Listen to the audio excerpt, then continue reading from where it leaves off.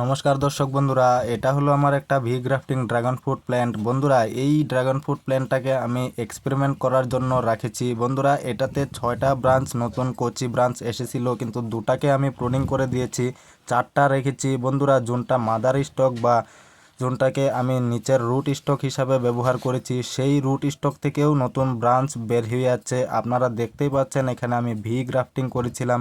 Single এক কাটার সহায়ে একটা mother plant আমি এখন বানিয়ে নিয়েছি। এই জোনটা রুট স্টক আমি ব্যবহার করেছি, এই রুট স্টক থেকেও বহুত কয়েকটা কচি ব্রাঞ্চ বাইর হয়ে এসেছিল, কিন্তু আমি সব কটাকে প্রুনিং করে দিয়ে একটা শুধু সিঙ্গেল ব্রাঞ্চ রেখেছি।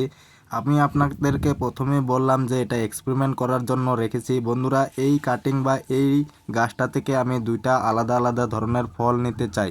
বন্ধুরা, দুটো আলাদা আলাদা ধরনের ফল পাবো কিনা সেটা তো জানি না, যদি হয়ে থাকে তাও আমি আপনাদেরকে শেয়ার করব, আর না হলেও শেয়ার করব।